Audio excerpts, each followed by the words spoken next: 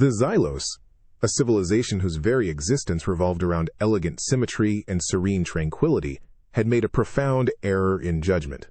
They'd surveyed Earth, categorized its dominant species, humans, as mildly chaotic but generally manageable, and then, with breathtaking naivete, had turned their attention to the planet's smaller, furrier inhabitants. "Observe, Glex," the lead botanist, Unit 7, had purred to his assistant, gesturing towards the holographic projections. "Such exquisite form, such delicate grace. The Terrans call them pets. Clearly a domesticated subspecies designed for companionship." And that's how Mittens came to be an ambassador of terrestrial charm, aboard the Serenity's Embrace, a vessel dedicated to interstellar cultural exchange. Mittens, a creature of sleek obsidian fur and eyes like twin pools of liquid emerald, had been selected for her apparent calm. Her dossier proudly declared her a docile housecat, prone to naps and gentle purring. Unit 7 had been thrilled. He'd carefully prepared a habitat, replicating the Earth atmosphere, even synthesizing the faint, earthy scent Terrans seemed to enjoy. But Mittens had brought her own scent. A subtle, dry aroma that Unit 7's olfactory sensors registered as something akin to ancient myrrh, deep and slightly acrid, like forgotten tombs or rituals. It clung to her fur, a primal whisper in the sterile air of the Serenity's Embrace. He watched her now, utterly still, perched atop a console designed for delicate bioanalysis. Her tail twitched, a slow, deliberate pendulum of pure, unadulterated menace. Her head barely moved, but those emerald eyes, they tracked him. Always. Without blinking. Without a flicker of recognition or warmth. Just a silent, predatory assessment. "Fascinating, isn't she, Glex?" Unit 7 murmured, trying to inject enthusiasm into his voice. The truth was, Mittens was unsettling. Her presence was a cold weight in the room. She hadn't purred once since boarding. She hadn't even eaten the nutrient paste, despite Unit 7's meticulous research into tuna-flavored treats. A sensor alarm chirped softly from the adjacent room. Unit 7's optical feeds registered a faint disturbance in the biocontainment sector, a section housing rare flora from Xylos Prime. He glanced at Mittens. She was still staring. Her emerald gaze seemed to pierce through the bulkhead directly into the source of the alarm. Just a minor atmospheric fluctuation. Unit 7 tried to reassure himself. He took a step towards the door. Mittens, head tilted, almost imperceptibly. He stopped. A shiver, alien and unwelcome, crawled up his delicate spine. "Glex," he subvocalized, "could you perhaps distract our guest? With a laser pointer, perhaps? I believe Terrans engage in such play rituals." Glex, a younger Xylos, with fewer life cycles under his belt, approached hesitantly. He activated a small crimson beam on the floor. It danced, a playful speck of light. Mittens' eyes narrowed, just a fraction. Then, with a speed that defied her earlier inertia, she launched herself. Not at the light. Not at Glex. She landed, silent as a shadow, directly on the console. Her razor claws, previously retracted, extended just enough to grip the smooth surface, leaving tiny, almost invisible scores. Her gaze, however, remained fixed on the doorway Unit 7 was heading for. A low, guttural rumble vibrated deep within her chest. It wasn't a purr, it was a warning. Unit 7 felt a primitive surge of alarm. This was no domesticated pet. This was something else, something older, something that smelled of ancient myrrh and stared with the cold calculation of an indifferent deity. The biocontainment alarm intensified. A faint, high-pitched squeal joined it. He understood then. Mittens wasn't staring at him. She was staring past him, and whatever was behind that door, she already knew. Humans thought they tamed these creatures. They didn't. The low growl from Mittens, deep and resonant like a geological tremor, finally snapped Unit 7 from his terrified paralysis. It wasn't a warning for him to stay. It was a clear, chilling endorsement of the chaos unfolding beyond the door. The biocontainment alarm wasn't just chirping anymore. It was screaming, a high-pitched digital shriek that grated on his sensitive auditory receptors. And beneath it, a new sound, a frantic, rhythmic scratching, followed by a faint, metallic chiffing. He pushed past the lingering chill of Mittens. Silent judgment, his multi-jointed legs propelling him towards the source of the noise. The corridor leading to the containment sector felt colder now, somehow darker, even though the pristine lumina panels still glowed. The scent of myrrh from Mittens was subtly overlaid with something sharper, muskier, like damp earth mixed with a hint of spoiled fruit. He recognized it from the Terran database. Odor of pestilence, associated with the Typrosium lotor, the raccoon. Entering the containment sector was like stepping into a nightmare, meticulously crafted by a mad, masked artist. The Xylos prime flora, painstakingly cultivated, lay strewn across the polished floor, wilting, uprooted. Some snapped at the stem. Delicate environmental regulators, designed with the precision of microsculptures, hung askew, their internal mechanisms exposed like broken bones. And there, amidst the wreckage, stood him. The creature, no taller than Unit 7's shin, was perched precariously on a dismantled nutrient dispenser, its tiny, almost human hands working with frantic, intelligent precision on the exposed wiring of the primary climate control unit. Its dark, intelligent eyes, framed by the characteristic bandit mask of its species, darted up, meeting Unit 7's gaze. There was no fear, no surprise. Only a flicker of something that Unit 7, in his most terrified moment, could only describe as mischief. And then, a defiant challenge. Intruder! Unit 7 managed to vocalize, his voice cracking. This was beyond curious foraging. This was targeted vandalism. Sabotage. The database had lied. The raccoon ignored him. Its dexterous fingers, moving with a horrifying efficiency, pulled a thick data cable free with a soft snap. Instantly, a section of the sector's lumina panels flickered, dimmed to a sullen orange glow, and then died, plunging half the room into shadow. The temperature dropped abruptly, and the gentle hum of the climate control unit stuttered, then ceased. The ship's internal comms, usually a symphony of soothing data streams, crackled to life with a blast of static, then an urgent, distorted voice from engineering. Unit 7. We have multiple critical environmental failures in Sector GAMMA-7. Communications are unstable. What is happening down there? Report. Unit 7 stared at the raccoon. The creature, having successfully crippled the climate control, now turned its attention to a complex power conduit, its small black claws scrabbling at the seals. He saw the gleam in its eyes. This wasn't instinct. This was purpose. This was a whisper of treason against the serenity of their ship, a deliberate subversion of their technology. From the doorway, Mittens let out another low rumble. It wasn't a warning this time. It was a sound of profound satisfaction. It was the sound of a silent mastermind, overseeing her agent of chaos, and the Xylos, for the first time, felt a cold, alien dread twist in their perfectly ordered logic. They had underestimated Earth. They had underestimated its tiny, furry, utterly unpredictable denizens. And humanity, they were about to realize, wasn't the danger. Our pets were. The ship was bleeding. Not blood, but data streams and environmental controls, ripped apart by the masked saboteur Unit 7 now faced. The raccoon, having disabled critical life support in the biocontainment sector, now chittered softly, almost triumphantly, as it began to dismantle a communications relay. Its tiny, clever hands moved with a horrifying, practiced ease. Then, from the central promenade, a new sound erupted. It started as a distant, guttural sound so utterly alien to the Xylos, meticulously calibrated auditory sensors that it registered first as a violent, atmospheric anomaly. But it grew, rapidly, into a cacophony. A frantic flapping, like 1,000 whips lashing air, punctuated by more of those piercing, indignant honks, and then the unmistakable, terrifying rattle of a chain. Unit 7 spun, abandoning the raccoon, which merely paused its destructive work to glance at him with a glimmer of knowing amusement. Glex, who had been trying to cautiously approach Mittens with a nutrient cube, let out a choked sound of pure terror.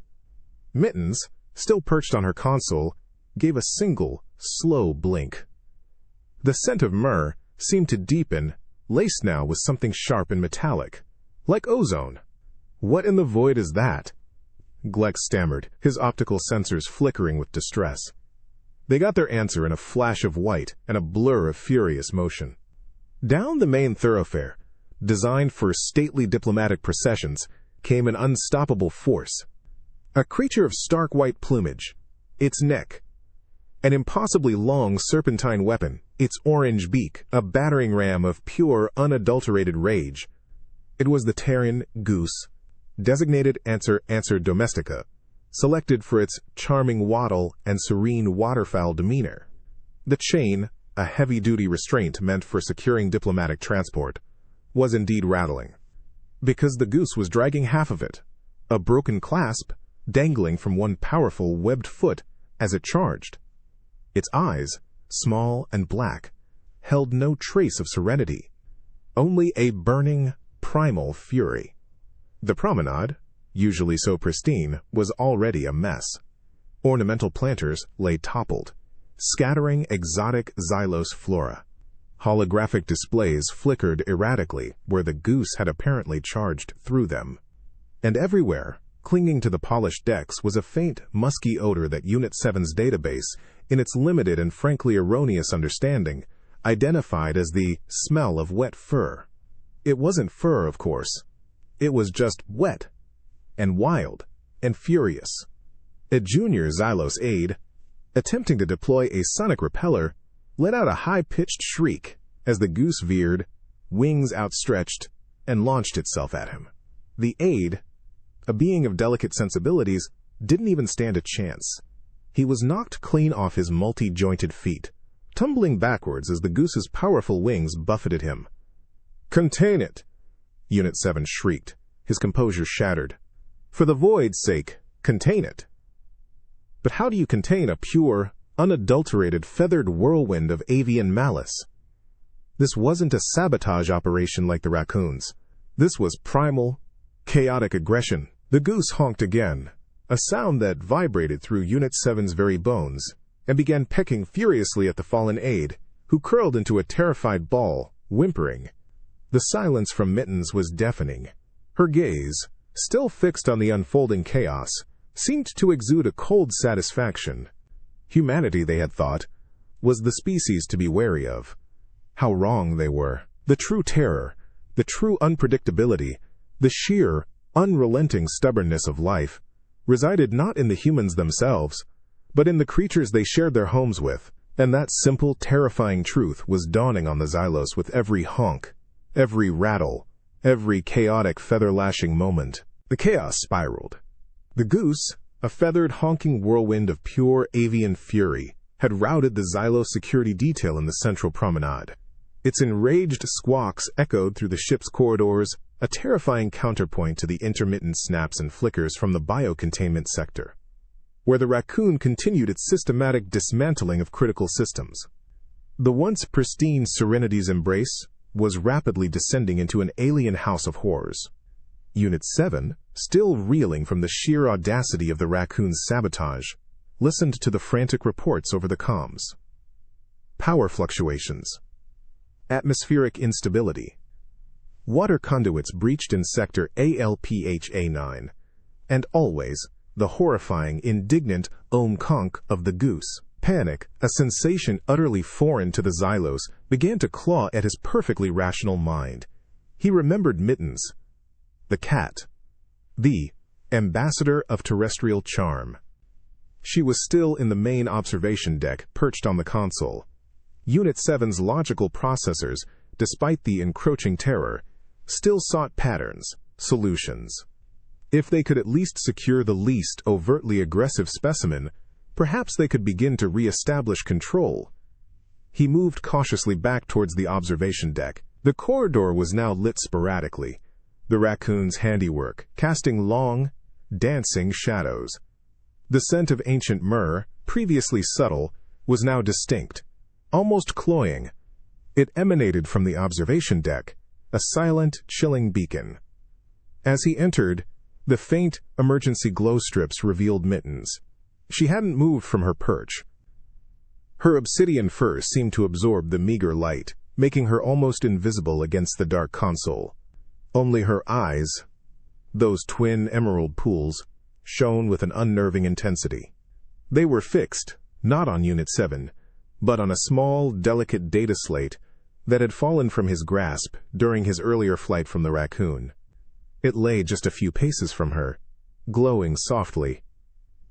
"Mittens," Unit 7 tried, his voice a strained whisper. He extended a multi-jointed digit, a gesture of appeasement they'd learned from Terran cultural logs. "Perhaps you would like this nutrient paste. It is tuna-flavored." The cat did not stir. Only the tip of her tail twitched, a slow, hypnotic beat against the polished surface. Her gaze remained locked on the data slate. Then, subtly, it shifted to Unit 7's extended digit. The air grew thick, heavy with unspoken menace. He felt a primal, instinctual warning scream through his processing unit. Retreat.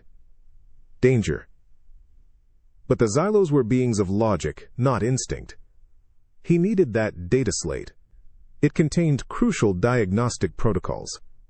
He took another step, then another, his movements agonizingly slow, trying not to alarm the creature. Her eyes never left him. He could almost feel the pressure of her gaze, a physical weight on his exoskeleton. Just as his digit was about to brush the edge of the data slate, Mittens moved. Not with a pounce, not with a growl. It was a silent, blurring lunge, impossibly fast.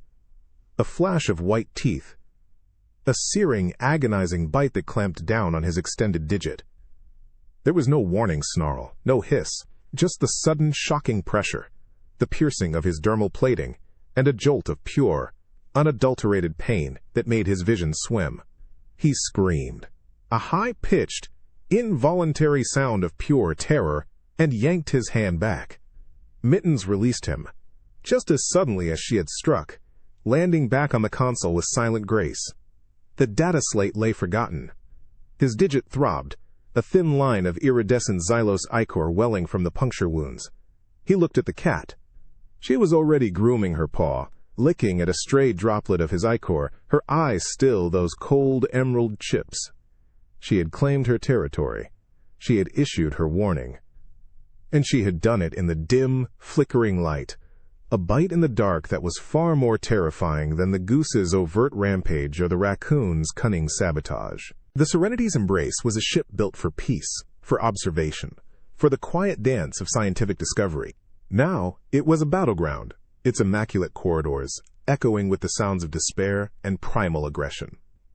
Power flickered constantly, plunging entire sections into sudden, terrifying darkness, only for emergency lighting to sputter back to life, casting long, grotesque shadows.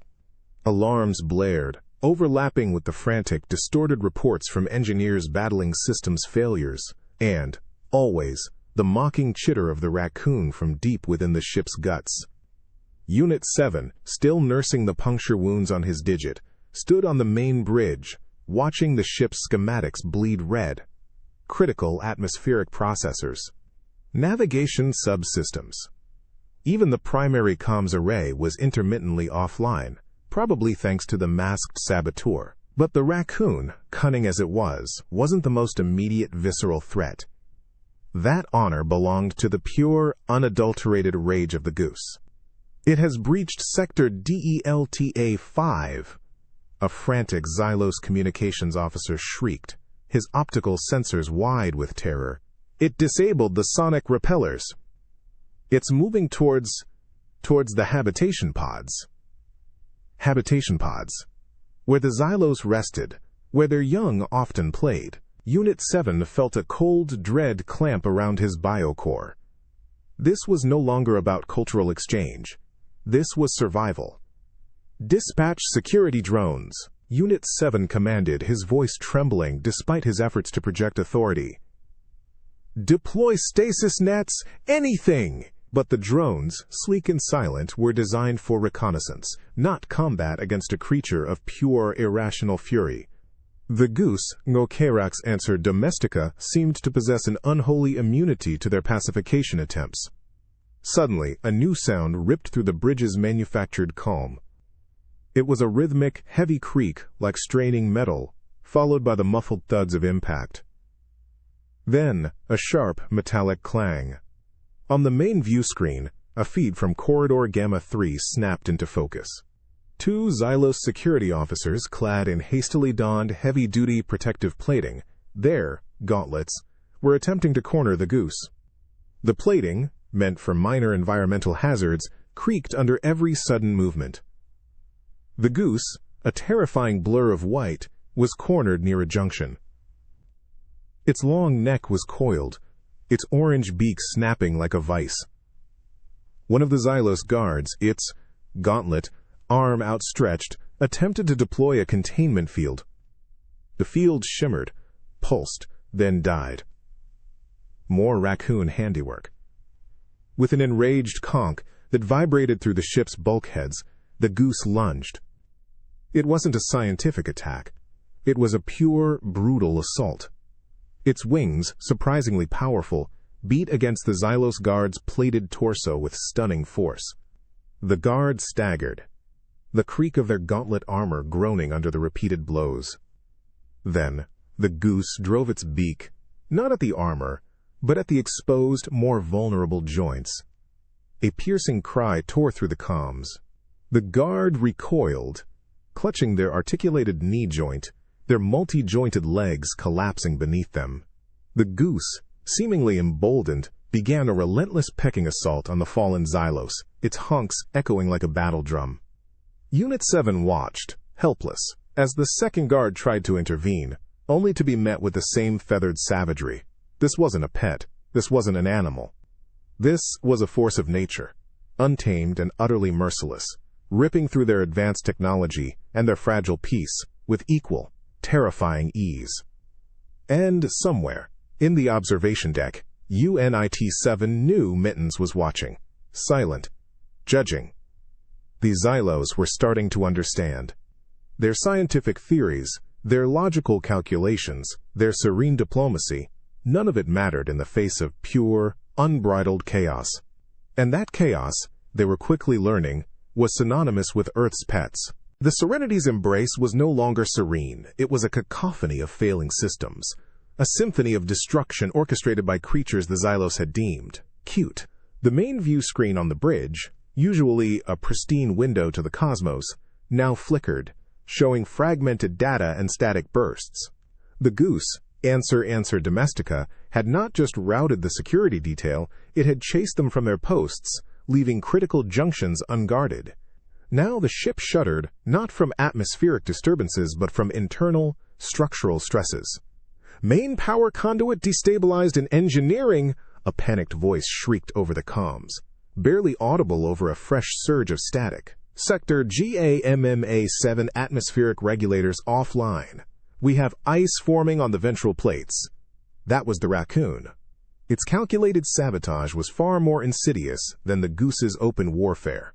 While the bird created chaos, the masked bandit systematically dismantled the very foundations of the ship's ability to function. Unit 7 watched the power grid graphic on the bridge's auxiliary screen. Red lines spiderwebbed across it, indicating failure after failure. His optical sensors dilated with growing terror. He looked up at the main view screen, still struggling to display a coherent external feed. The stars, which should have been a comforting backdrop, were now obscured by swirling static. "Navigation systems showing critical errors," another Xylos officer wailed, tentacles flailing in distress. "Long-range communications are failing." A final, gut-wrenching tulfi resonated through the bridge. The main view screen, after one last agonizing flicker, went utterly dark. Not just the display, but the entire external sensor array. The ship was blind. The universe outside ceased to exist for them. The sky, their vast, silent guide, was now empty. "No external sensors," Unit 7 whispered, the horror a cold weight in his core. "No long-range comms. We are isolated." A dreadful silence followed. broken only by the low hum of failing life support and the distant, maddened honk of the goose, still asserting its dominance somewhere near the habitation pods. Mittens, the silent predator, remained unheard, but her influence was everywhere.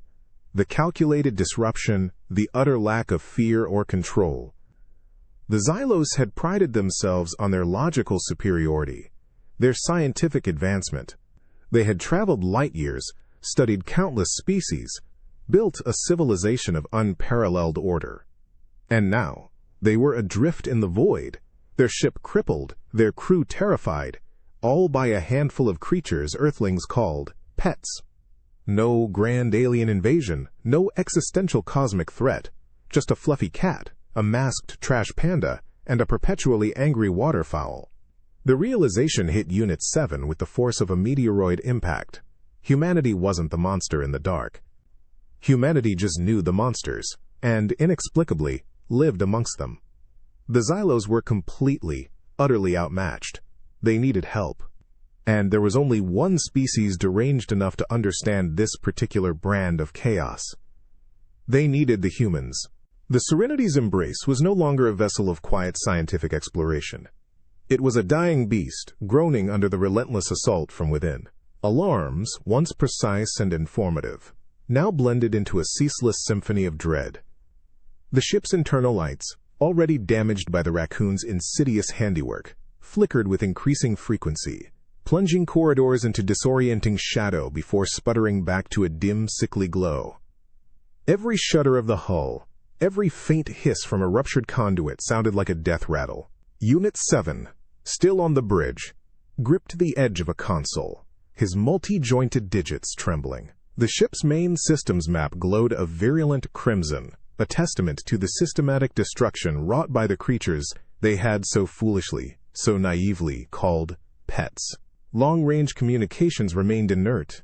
External sensors were blind.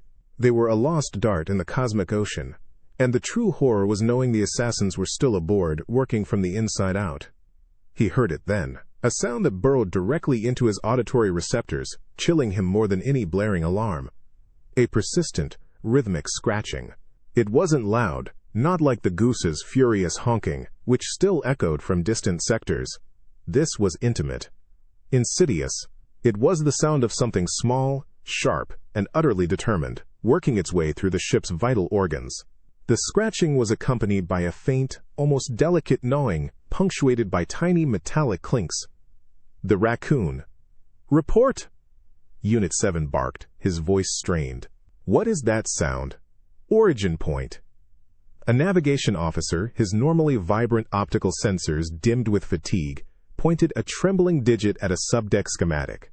"It's coming from deep within the auxiliary power conduits, Unit 7, Sector ZET-A9. It appears to be accessing the emergency energy stabilizers." Emergency energy stabilizers. The last line of defense against total system collapse. The very heart of the top Serenity's embrace. The Raccoon wasn't just causing chaos. It was dissecting the ship, piece by agonizing piece, with the calculated precision of a seasoned saboteur. It truly was scratching in the belly of the beast. Unit 7 imagined the small, masked face, those intelligent, dark eyes glinting in the dim light of the maintenance tunnels. Its tiny hands deftly ripping apart wires, chewing through insulation, bypassing safety protocols with an instinct that defied Xylos engineering. His logical mind screamed for a solution, a technical countermeasure, but every attempt so far had been met with failure. The creature was too fast, too clever, too unpredictable. It wasn't following any logical pattern they could decipher. It was just destructive. Suddenly, a violent jolt shook the bridge. Lights flickered, died for a heart-stopping second, then blazed back with an alarming surge. The ship's internal grav plating shimmered, threatening to fail. A chorus of terrified yelps erupted from the crew. "Grav plating fluctuating," cried another officer. "Power levels critically low. We are losing stabilization."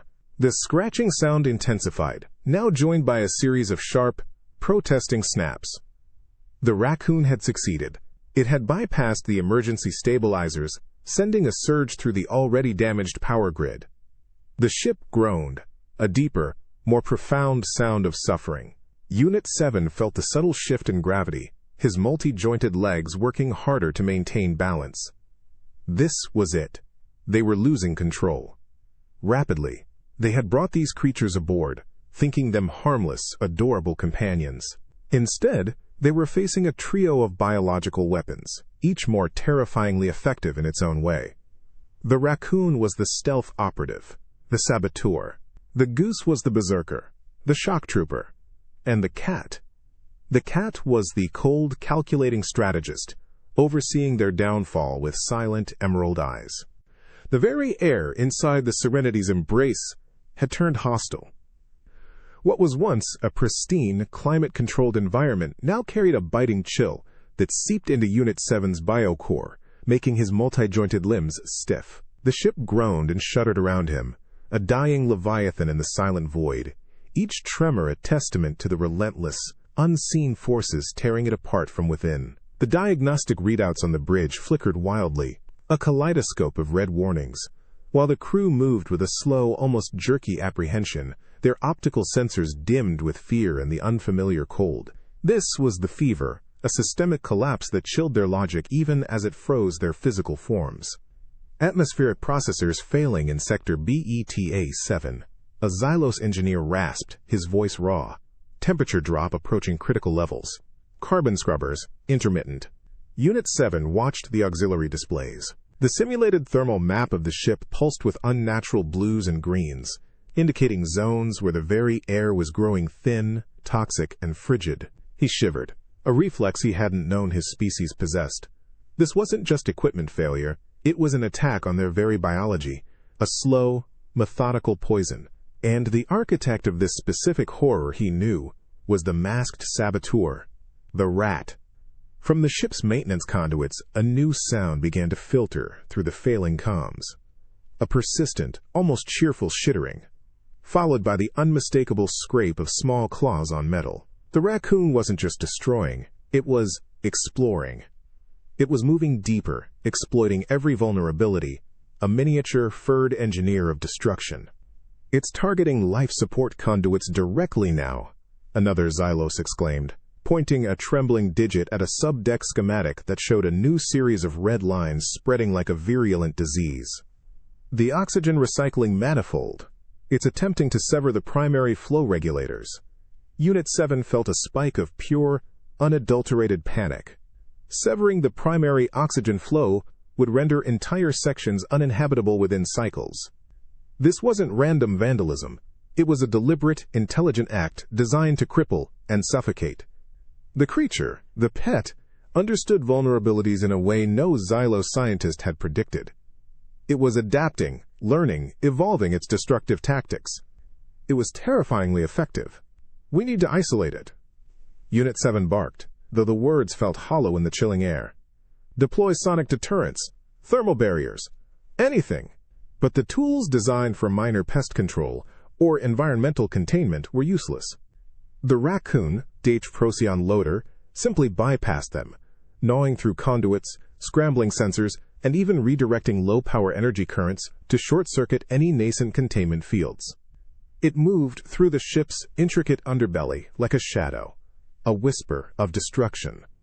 A fresh surge of static overwhelmed the comms, then abruptly cleared, leaving an eerie silence. Only the distant, guttural gnaw of the goose from a lower deck, and the closer, chilling scrape of the raccoon continued. The ship was dying around them slowly, deliberately. Unit 7 looked at his trembling digit, the faint iridescent ichor still visible from mittens. Bite. The cat, the quiet observer, the silent director of this entire horrifying ballet of destruction. He understood now. Their technology, their logic, their serene existence, it meant nothing against the raw, unthinking, yet somehow utterly brilliant chaos of Earth's pets. They weren't just suffering a fever. They were succumbing to an illness they couldn't even name, and only one species, steeped in this madness, could possibly cure it. Humanity. The thought tasted like ash, but it was their only hope. The chill biting into Unit 7's multi-jointed limbs was no longer just from failing environmental controls. It was a cold dread that permeated his very being. The Serenity's embrace was a wreck, its once lustrous corridors now a labyrinth of flickering lights and groaning metal. The constant, distant chittering of the raccoon, deep in the ship's vital organs, was like a rhythmic, mocking heartbeat of destruction. And somewhere, perhaps closer, the goose still honked its furious, indignant symphony of chaos. But there was another presence, a silent one, that Unit 7 found even more unsettling. The cat. Mittens. After her silent, brutal bite, Mittens had vanished. Not fled, not retreated, but simply vanished. His optical sensors, designed for minute detail, could find no trace of her. It was as if she had dissolved into the shadows, a specter haunting the wreckage. Now, as the ship spiraled closer to complete system failure, the absence of her emerald gaze felt more menacing than any overt attack. He found himself in the Xylos Prime meditation chamber, a space designed for tranquility, usually infused with a calming, synthesized floral scent. Now, the artificial perfume was struggling to mask a deeper, muskier odor, not the wet fur smell of the goose or the damp earth of the raccoon, but something else entirely.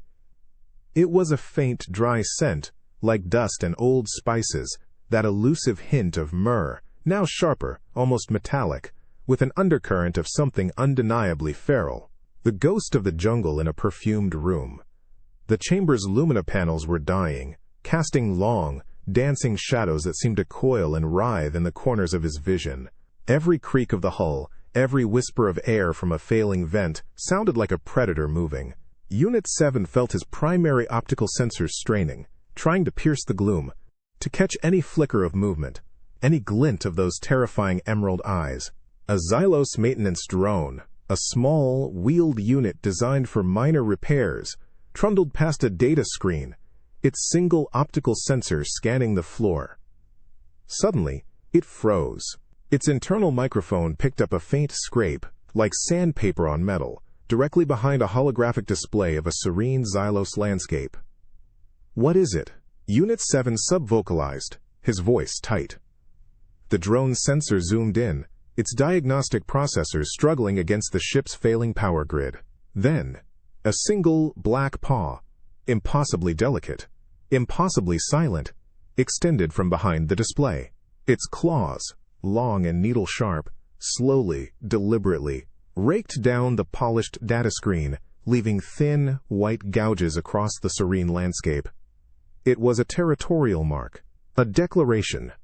The drone, designed to prioritize self-preservation, immediately began to back away, its wheels whirring softly.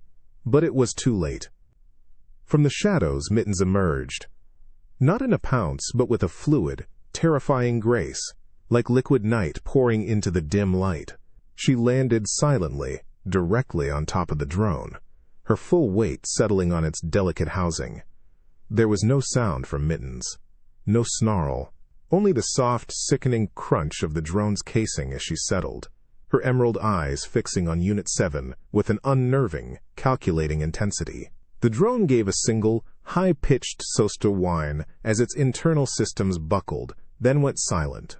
Mittens surveyed her handiwork, then slowly, deliberately, began to lick a single paw. She wasn't an animal reacting to instinct.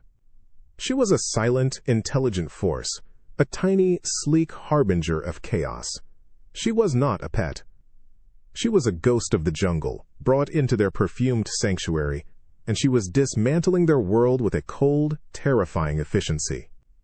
The Xylos, masters of logic, were utterly helpless before such primal, untamed will.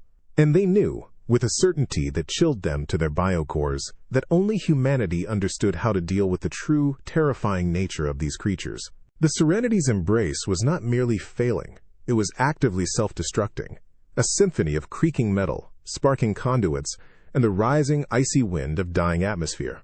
Unit 7 clutched a console on the bridge, his multi-jointed legs locked against the constant, jarring tremors that now shook the entire vessel. The temperature was plummeting, making every breath a painful rasp, every movement a stiff, agonizing effort. The chaos orchestrated by the raccoon and the goose was culminating in a full-blown systemic collapse, and through it all, the chilling silence of Mittens, the cat, was an unspoken judgment.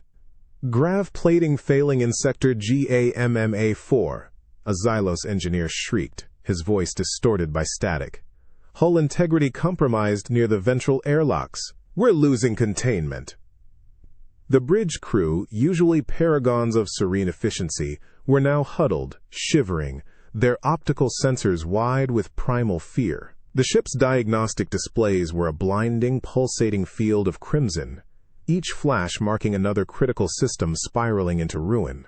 The chittering of the raccoon was a ceaseless undercurrent, a mechanical whisper of malevolent glee, while the distant, frantic honk of the goose echoed like a madman's laughter through the labyrinthine corridors.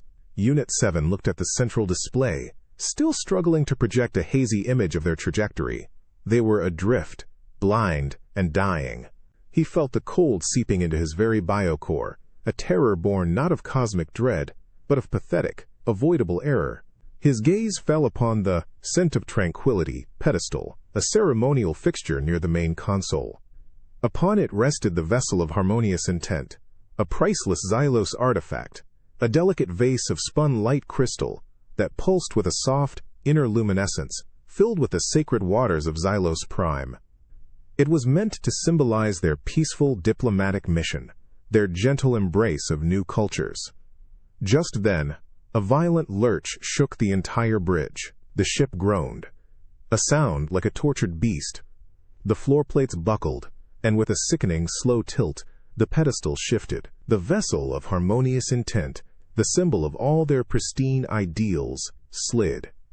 Unit 7 reached out, his digit trembling with cold and desperation. But it was too slow. The vase tipped, gleaming brilliantly for a final horrific moment in the dim light, then plunged. The shattered vase hit the polished deck with a piercing crystalline rack, exploding into 1,000 glittering shards. The sacred bioluminescent water splattered across the floor, quickly freezing into intricate, icy patterns in the plummeting temperature. The light within the shards died, leaving only dull, inert crystal. A profound, chilling silence descended on the bridge, broken only by the distant honk and chitter of the destructive pets. The Xylos stared at the wreckage, a collective gasp of despair echoing through the frigid air. It was a physical manifestation of their broken serenity, their shattered mission, their ruined peace. Unit 7 looked at the glittering debris, then at the frantic, terrified faces of his crew. This was the price of novelty. They had sought charming companions, amusing curiosities. Instead, they had invited a cat, a raccoon, and a goose aboard. Creatures that tore apart the very fabric of their ship, their logic, their lives, with indifferent ease. He felt the icy grip of defeat, but with it, a desperate, illogical spark. There was only one species on Earth that understood this level of domestic chaos.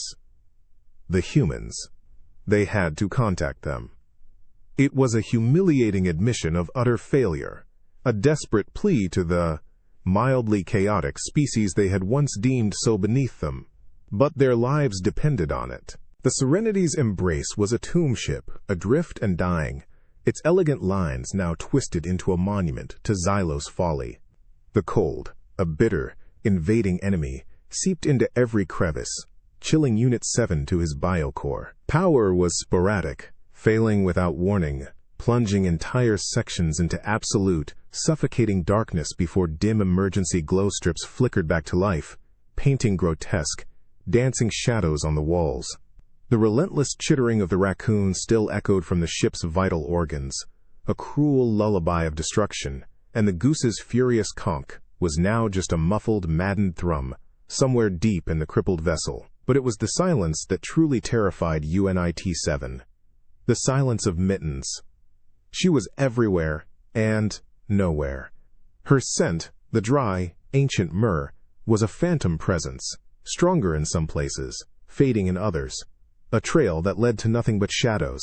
His optical sensors, even straining against the gloom, could not pierce the cloak of her stealth. She was the ghost haunting their metallic halls, a predator moving with an impossible, unnerving grace. Unit 7 found himself in the Grand Concourse, a vast, open space once meant for ceremonial gatherings, now a freezing skeletal ruin.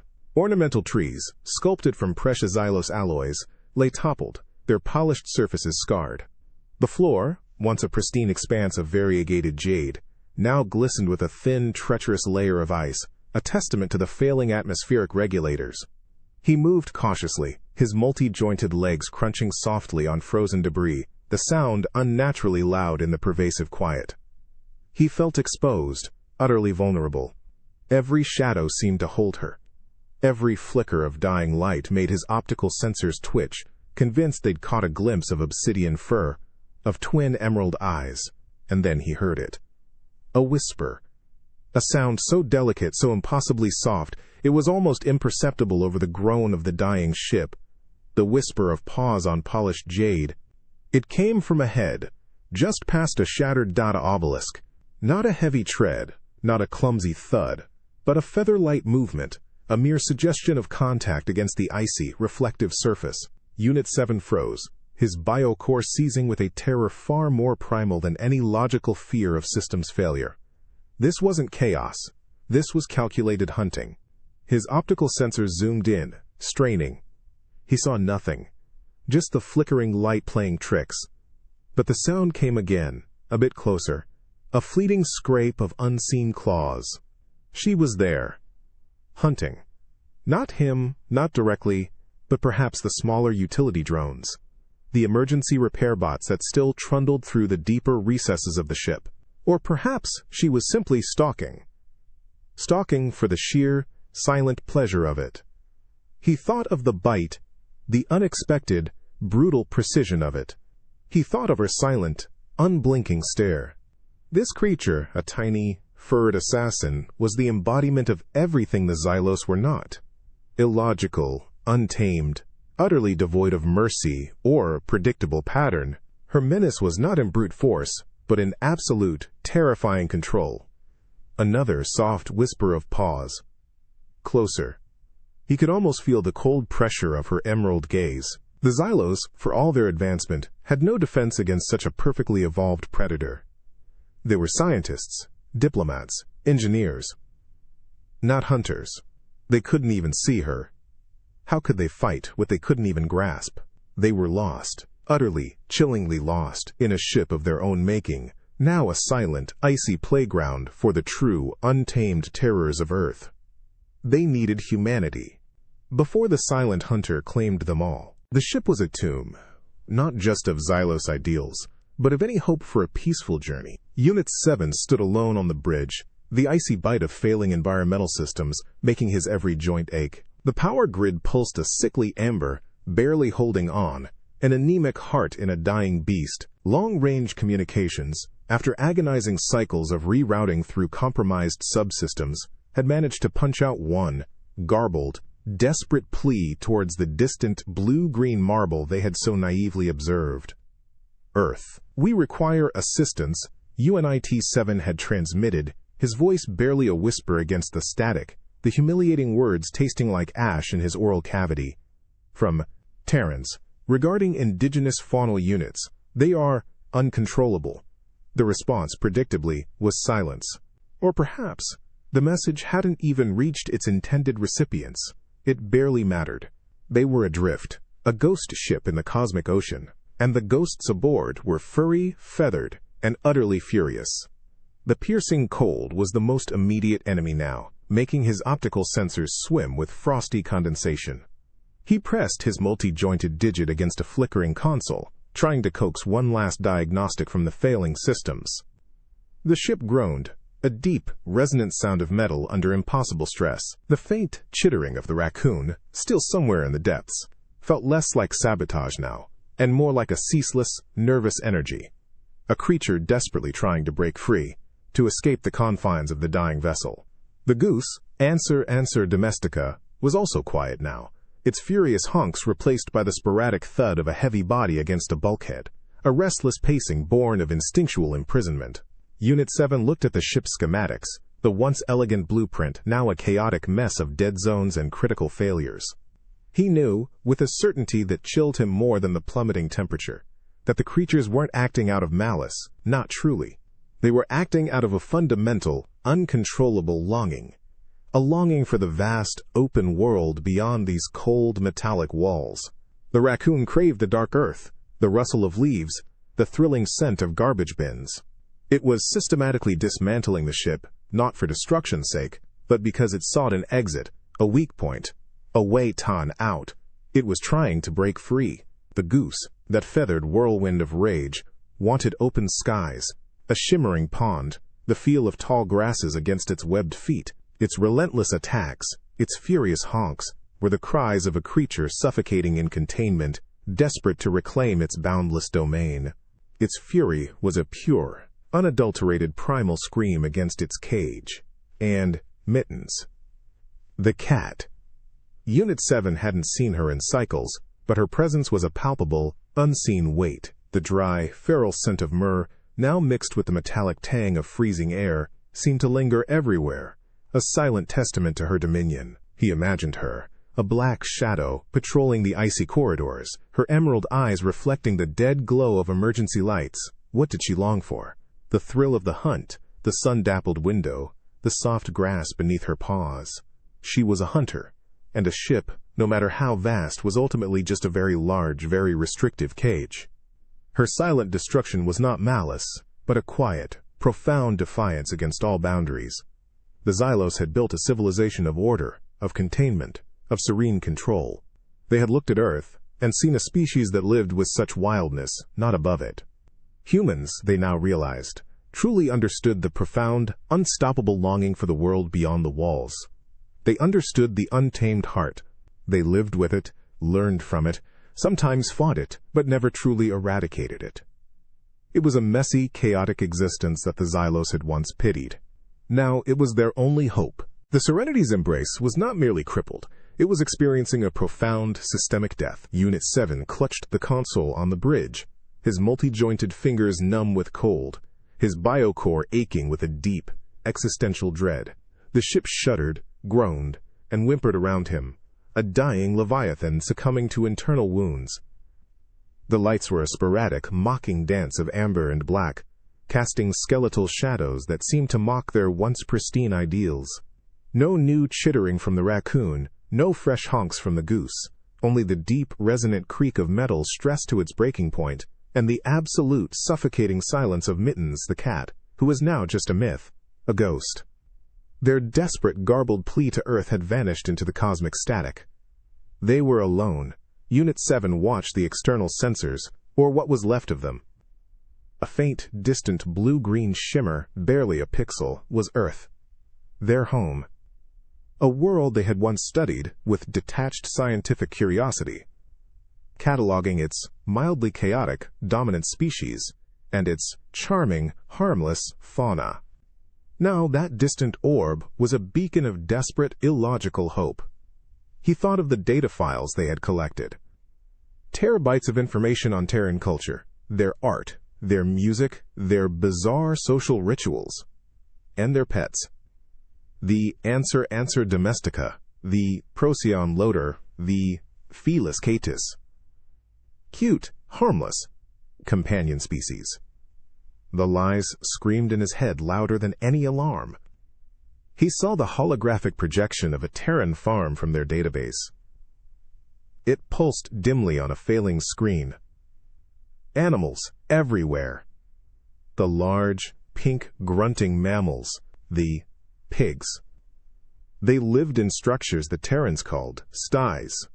Filthy, chaotic, filled with a viscous, earthy substance called mud. And the animals, they reveled in it. They rolled in it. They belonged there. The Xylos had created immaculate climate-controlled habitats. Sterile, ordered, perfect. The antithesis of a sty. The antithesis of mud. And that was their mistake. Suddenly, a massive tremor shook the entire ship, throwing Unit 7 against the console. Lights died completely in half the bridge. A shriek of pure terror erupted from a Xylos navigation officer as he was thrown across the deck. The ship tilted violently. "Hull breach in Sector Alpha 12. A frantic voice screamed over the comms, barely audible. "Pressure equalization failure. We are losing atmosphere." The piercing cold intensified, biting into Unit 7's very core. This was it, the final act. They were going to die, trapped in their cold, logical prison, suffocated by the very chaos they had foolishly invited. He looked back at the dim, flickering holographic image of the Terran farm. The pigs, rolling in the mud. The mud. The earth. The raw, messy, beautiful, dangerous reality of life. The Xylos had tried to distill it, refine it, contain it. They had tried to remove the mud. And, in doing so, they had sealed their own fate. He imagined the pigs, warm in their sty, grunting contentedly. He imagined the slap of the mud on their hide. It was crude. It was messy. It was utterly, profoundly illogical, but it was cruel. It was life. And the Xylos, for all their advancement, had forgotten what it meant to truly live, to truly understand, to truly respect the primal, untamed heart of a world. Humanity hadn't forgotten. They lived in the sty. They embraced 20 the mud. And that, UNIT-7 realized, in his final freezing moments, was their terrifying, beautiful strength. Their only hope. The Serenity's embrace was a shadow of its former glory, a hulking monument to cosmic hubris, now slowly freezing solid in the silent void. Unit 7 stood on the bridge, his multi-jointed legs locked, his bio-core a frozen knot of despair. The last vestiges of light pulsed erratically, painting the dying space in a sickly, flickering amber before succumbing to the encroaching darkness. The ship no longer screamed with alarms or shuddered with violent tremors. It just groaned, a low, resonant moan of tortured metal, interspersed with the terrifying sound of asterisk silence. The Goose's honking had ceased. The Raccoon's industrious chittering was gone. And Mittens, the silent predator, remained unseen, unheard. It was this absence of noise, this profound, heavy quiet, that truly terrified UNIT-7. It was the calm after the storm, the stillness after the struggle. The ship was not just failing, it was being processed. He watched the last functioning auxiliary screen, a ghost of a diagnostic display. It showed the internal temperature plunging to lethal levels, atmospheric recycling at zero, and structural integrity alarms now so numerous they had simply merged into one solid red line. The ship was dying a methodical, quiet death, system by system, like a life being slowly and deliberately extinguished. He saw in his mind's eye the Terran data files, the images of vast, enclosed structures, the Shippier farms, where humans raised animals, the Shippier fawn, slaughterhouses, where those animals met their end. There, too, was a strange, chilling order, a methodical process, a silence that settled when the chaos of life gave way to the inevitability of the end. The pets hadn't been mindless agents of chaos, not truly. The Raccoon had systematically dismantled their lifelines. The Goose had routed their defenses. And the cat, Mittens, had stalked, watched, and guided, a silent orchestrator of their doom. They had taken a complex living machine, and, with an instinct born of wildness and untamed intelligence, reduced it to its base components. They were not destroying the ship, they were harvesting it, taking it apart, piece by piece, as if preparing it for some unknown, ultimate purpose.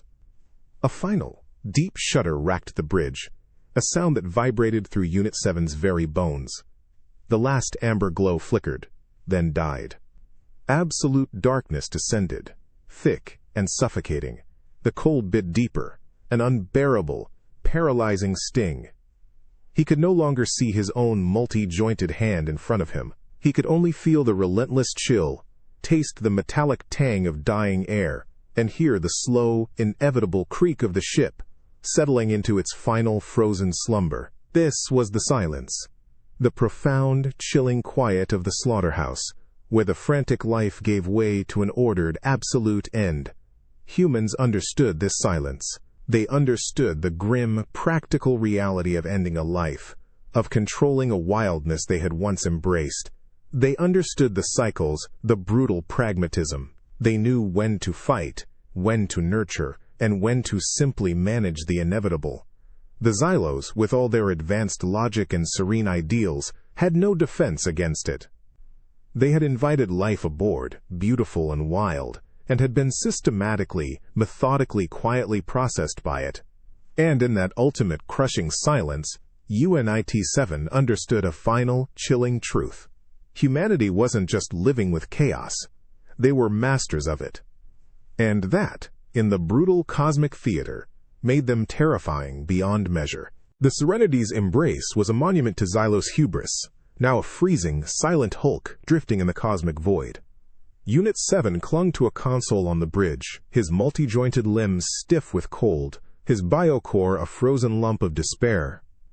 The ship's internal lights were long dead, the emergency glow strips having sputtered into oblivion cycles ago. Absolute darkness reigned, thick and suffocating, broken only by the faint shimmering dust motes caught in the weak light of his own failing optical sensors. The silence was total. No more chittering from the raccoon, no more honks from the goose, no whisper of paws from the cat. The ship was a tomb, its inhabitants slowly succumbing to the plummeting temperatures and the thinning, toxic air. Unit 7 felt the cold biting deeper, a physical fist clenching around his very essence, threatening to extinguish the last spark of life. Hope, a concept once so readily available, was now a fragile, dying ember. He thought of the garbled, desperate plea they had sent, a transmission, barely coherent, pleading for assistance from the mildly chaotic Terrans. It was a humiliating admission of utter failure, broadcast into an uncaring universe. Surely it had been lost, swallowed by the vast distances, dismissed as anomalous static. No one could possibly have understood, no one could possibly be coming. Then, a whisper. It wasn't a sound from inside the ship. Not the groan of metal, nor the hiss of ruptured conduits. It was external. Faint.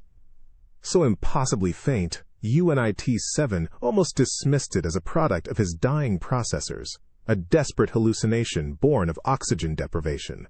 But it came again. A subtle asterisk ZZZTTT, a crackle like static clinging to fine fur, a sound utterly alien to the Xylos, pristine communications. He forced his numb digits to activate the emergency comms receiver, a backup system powered by the last, sputtering trickle of energy. His optical sensors dilated, straining against the absolute darkness, focusing on the only thing left, that faint ethereal sound. The crackle grew, subtly, insistently. It wasn't the polished rhythmic tones of Xylos communication. It was raw, unrefined, a series of bursts, then a wave of pure static, then a voice. Hello? Is anyone out there? This is Terran Rescue 1. We received a highly irregular distress signal from a Xylos vessel. Repeat, Xylos vessel Serenity's embrace? Can anyone copy? Unit 7 froze. The human voice. Rough, with an odd resonance, filled with an underlying current of something he couldn't quite identify. It was not serene. It was not logical. But it was there. It was real. Is anyone out there? The voice again, clearer this time, cutting through the static like a laser. We're reading critical life support failures. You guys in a bad way? A wave of pure, unadulterated shock coursed through Unit 7, overriding the cold, the pain, the despair. They had heard. They had understood. Not the precise diagnostic data, not the formal Xylos protocol, but the sheer desperate urgency behind their broken transmission. They had deciphered the chaos. He fumbled for the microphone, his stiff digits barely obeying. Terran Rescue 1, he rasped, his own voice a dry, grating sound. This is UNIT-7 of * Serenity's embrace. We are in a bad way, a very bad way. The voice on the other end paused, then a low, almost amused chuckle, laced with a strange, weary familiarity. Yeah, figured. Listen, buddy. We're picking up some anomalous biosignatures on board. Anything weird going on with your pets? The question hit Unit 7 with the force of a physical blow. They knew. They understood the problem. This raw, unfiltered, chaotic species, the humans, somehow comprehended the utter, illogical menace of their own, harmless, pets. The Serenity's embrace was a mausoleum in the void, a freezing testament to alien hubris.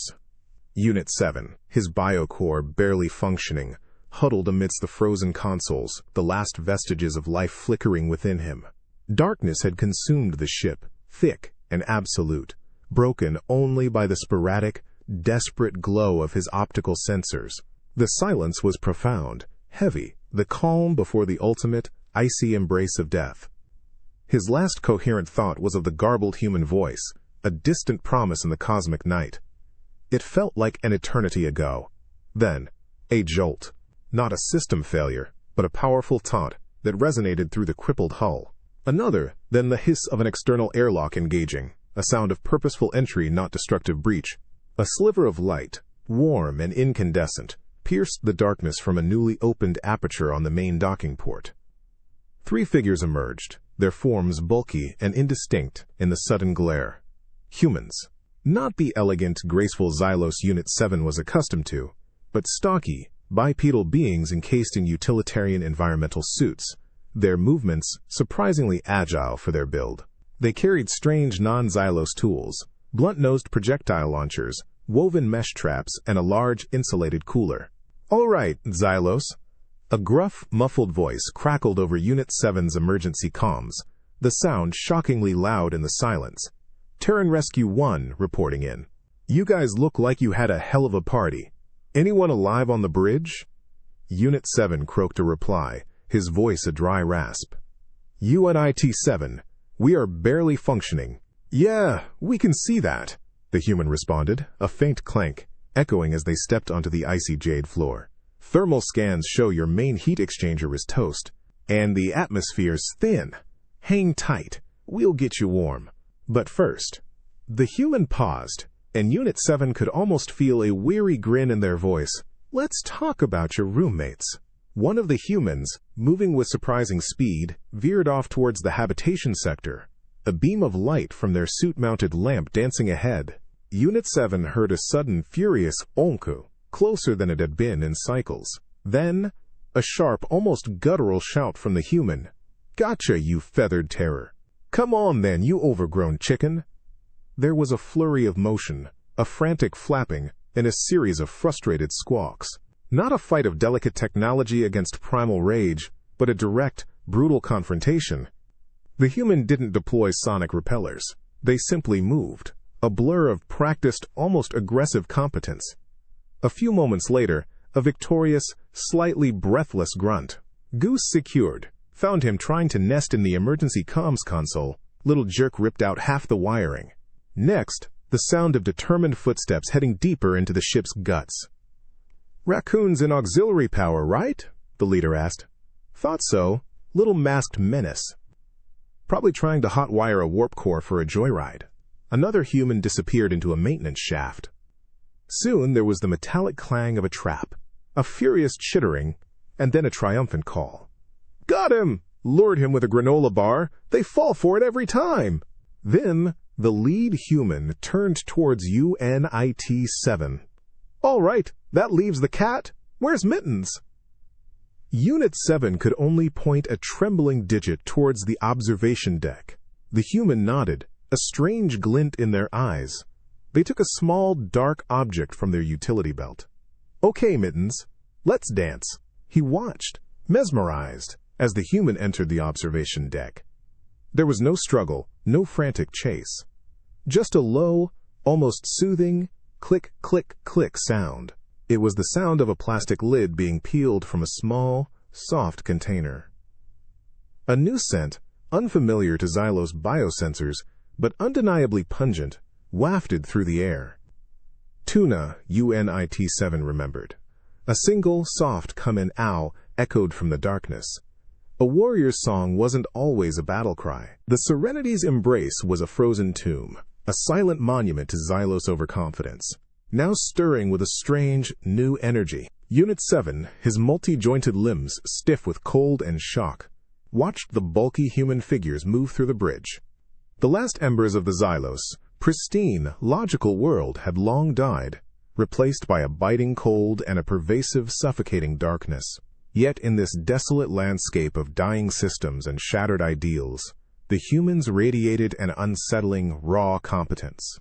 Their environmental suits were not elegant, not symmetrical. They were functional, grimy, streaked with what Unit 7's failing optical sensors vaguely identified as soot and grease, the remnants of a world far less sterile than Xylos Prime.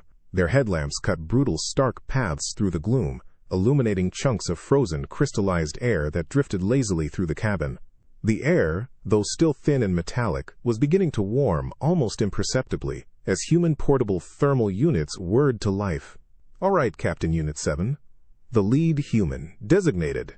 Commander Jax grunted, his voice still a surprising rumble over the comms. "We've got your furry, feathered, and frankly Kleblid problems contained. Mittens is purring like a fusion reactor after a can of tuna, and the other two are in reinforced containment. Now, let's get some heat into this oversized ice cube."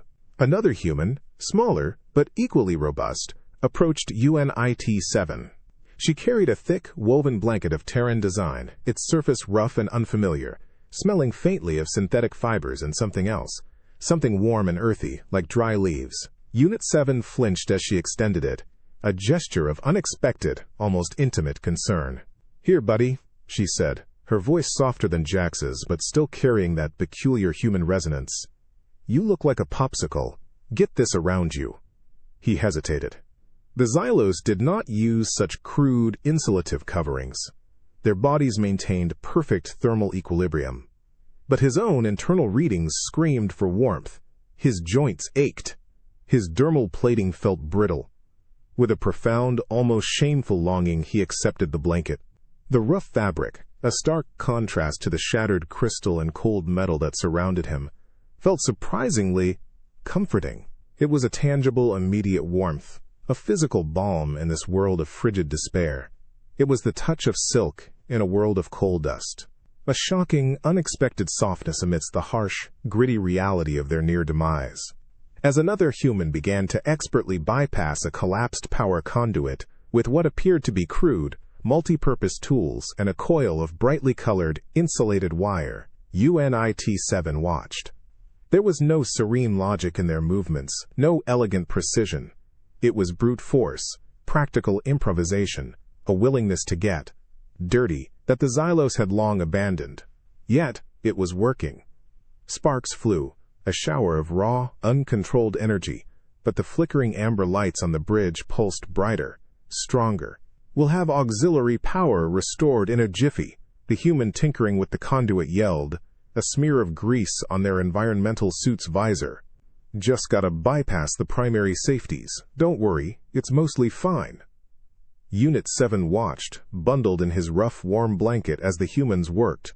They were loud. They were messy.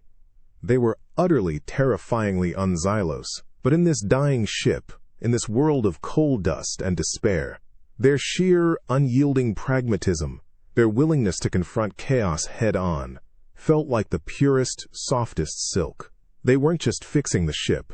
They were bringing life back to it, one jarring spark and rough blanket at a time. And Unit 7, for the first time, understood the terrifying, wonderful truth. Humanity wasn't just resilient. They were an unstoppable force of crude, magnificent ingenuity. The Serenity's embrace, though no longer a completely frozen tomb, was still a dying beast, wheezing its last. Auxiliary power, jury-rigged by the blunt-fingered Terrans, flickered with an almost defiant light, pushing back the absolute darkness and coaxing a fragile warmth into the bridge. Unit 7, wrapped in the scratchy comfort of a human blanket, felt the cold recede from his multi-jointed limbs. But a new, more insidious enemy remained: the air. It was thick, heavy. Not the pristine, oxygen-rich atmosphere of Xylos Prime, nor even the simple, processed air they had created for their journey. This was tainted. A metallic tang, like old rust, mixed with the faint, acrid scent of burnt synthetics and something subtly organic, almost feral. His respiratory membranes, designed for filtered, pure gases, burned with every forced intake. He felt a deep, visceral shudder ripple through his biocore. It was like breathing a heavy, unseen dust, a cough of black, even though no particulates were visibly present. Atmospheric processors are still shot, Commander. One of the smaller human technicians, smeared with grease, reported to Jax. Raccoon really went to town on the main filtration array. Carbon scrubbers are barely holding above critical, Commander Jax grunted, striding over to a damaged air vent. He pulled a small, rough cloth from his utility belt, holding it over his environmental suit's intake valve. Yeah, I can smell it. Tastes like a burning tire fire mixed with wet dog. Any Xylos having trouble breathing? Unit 7 could only nod, a profound weariness settling over him. He watched his crew, huddled and shivering, their own respiratory processes visibly strained. Several of them were clutching their chest plates, a universal gesture of distress.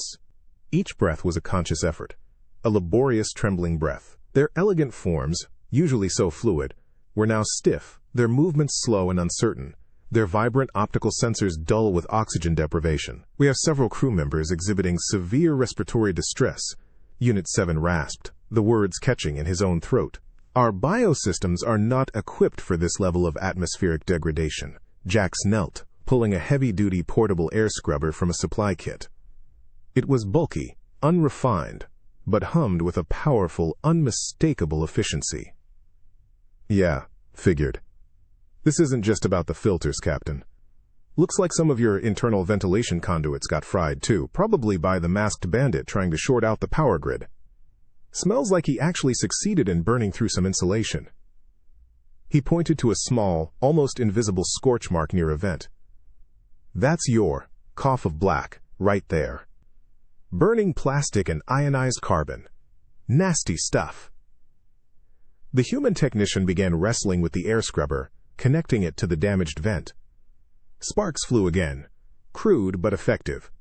A gust of colder, cleaner air, fresh from the human's portable unit, blasted into the bridge, cutting through the heavy, tainted atmosphere. It was still far from perfect, but it was a reprieve. A desperate, life-giving gasp.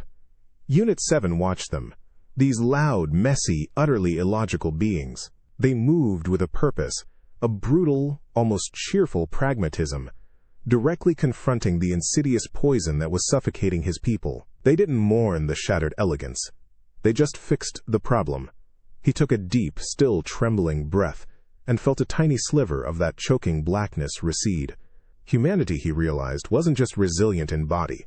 They were resilient in spirit. They didn't just survive the chaos. They lived in it, understood it, and found a way to breathe even when the air itself was trying to kill them. And in this moment, that crude, unwavering defiance was more beautiful than any Xylos serenity. The serenity's embrace, though battered and scarred, was no longer dying. Auxiliary power, an unpredictable but persistent current, pulsed through patched-up conduits, pushing back the cold and the oppressive darkness.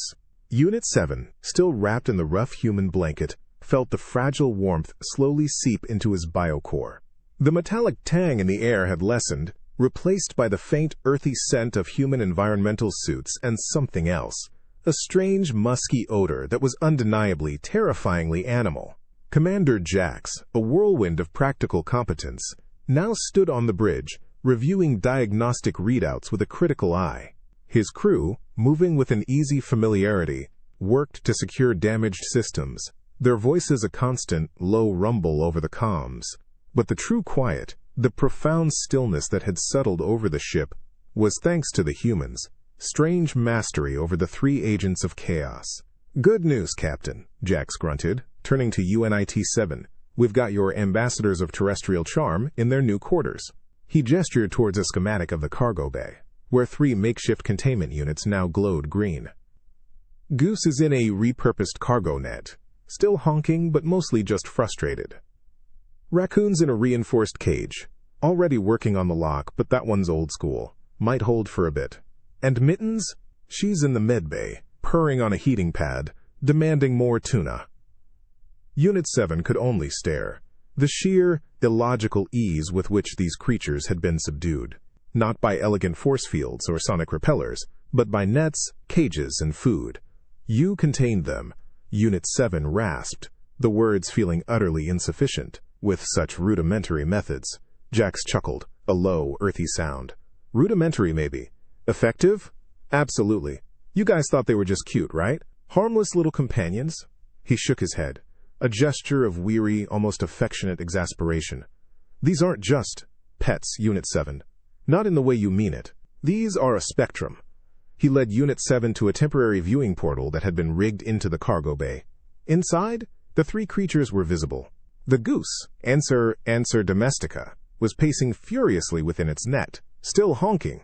But its fury now seemed pathetic, a caged rage against a force it couldn't comprehend. The raccoon, Procyon loader, was indeed meticulously testing the weakest points of its cage, its tiny hands probing, but its earlier methodical dismantling had been replaced by a more desperate, instinctual scramble. And Mittens, Felis catus, was curled in a tight ball in her heated bed, a picture of serene indifference, occasionally flicking an ear at the noise. But even in her apparent calm, UNIT 7 caught the glint of emerald eyes, still sharp, still utterly untamed. "See that goose?" Jax said, a strange pride in his voice. "That's a creature still got a lot of the wild in it. Defiant, aggressive. Takes a fair bit of a beating to put one in its place. Like a wolf's howl, you know? Pure, unadulterated primal scream against anything that tries to cage it." He then pointed to the raccoon. "And the raccoon? Smart as hell, opportunistic, never stops trying. But in the end, it's still just looking for a way to get a meal, or get out. It's clever, but predictable in its wildness." His gaze settled on Mittens, who now stretched luxuriously, showing a flash of needle-sharp claws before retracting them into velvet paws. "And her? She's the trickiest. She knows the game. She'll purr for a bit, then disappear for days, then demand food like she owns you. She's the closest to a lapdog's whimper, but don't you ever forget the wolf in those eyes." Unit 7 felt a profound, unsettling awe. Humans didn't tame these creatures. They simply understood them. They respected the wolf's howl, managed the raccoon's cunning, and accepted the lapdog's whimper, knowing full well the ancient predator that lurked beneath. The Serenity's embrace, a patchwork of alien ingenuity and human improvisation, shuddered back to a semblance of life. Auxiliary systems, coaxed into function by Terran hands, hummed with a raw, almost defiant energy. Unit 7, his multi-jointed limbs no longer stiff with cold, stood on the bridge, a human-issued thermal blanket draped around his delicate form. The air, though still carrying faint echoes of ozone and burnt plastic, was breathable, purified by a jury-rigged scrubber that pulsed with a steady, rhythmic thrum. Commander Jax, leaning against a now functional console, watched the distant stars slowly resolve on the main view screen. The ship was no longer a tomb. It was a crippled but moving vessel, limping its way back to Earth's orbit under the guidance of its unexpected saviors. "All right, Captain," Jax said, his voice a low rumble, devoid of its earlier weary amusement, replaced by a quiet professionalism. "We've got a stable trajectory. Main thrusters are a no-go, but the maneuvering jets are mostly good. We'll be home in a few cycles." Unit 7 looked around the bridge, at his recovering crew, then back at Jax. "Home, to Earth, and the pets?" Jax chuckled, a soft, tired sound. "The pets, yeah, they're fine. Contained. Well, as contained as those three get." He gestured to a small monitor displaying feeds from the cargo bay. The goose, Anser domestica, was still in its reinforced net, occasionally letting out a frustrated honk, but it was now picking at a small pile of Terran birdseed, offered with surprising nonchalance by a human technician. Its boundless aggression was still there, but it was being time-serped 20 smanels. The raccoon, 20 sparked and a Procyon loader, was, as predicted, meticulously working on the latch of its sturdy cage. But a human had placed a complex puzzle feeder inside, filled with small, interesting treats. The raccoon, for now, seemed more fascinated by the challenge of the feeder than the cage itself. Its destructive cunning had been redirected, not broken. And Mittens, Caelus catus, was a picture of utter contentment. Curled on a heated pad she purred, her obsidian fur gleaming softly in the dim light. A human technician, casually chatting with a Xylos medic, reached down and scratched her behind the ears. Mittens stretched, kneaded her claws, and let out a soft, pleased chirrup. The cold, calculating predator had, for the moment, chosen peace. "They are still themselves," Unit 7 observed, a new understanding dawning. "The goose is still furious, the raccoon still seeks freedom, and the cat still reigns." "Exactly," Jack said, nodding. "That's the thing, Captain. You don't good break them. You don't the same the wild out of them. You just live with it. You understand where the boundaries are, and you respect them. And sometimes you offer a can of tuna." He looked at the peaceful scene of Mittens purring, then at the frantic goose and the cunning raccoon. "It's a complicated leash, isn't it? Not one you can see, not one made of metal or logic. It's built on understanding, on instinct, on the simple fact that we've shared a planet with these little tyrants for millennia, and we learned how to negotiate." Unit 7 stared at the scene, at the sheer illogical brilliance of it all. Humans didn't control these creatures through force or sterile environments. They controlled them through an unbreakable, complicated leash of empathy, cunning, and an almost absurd familiarity with chaos. They knew the untamed heart because a piece of it, he realized, still beat fiercely within them. And that, in the heart of a rescued starship, was the most profound, most terrifying, and most wonderfully human lesson of all.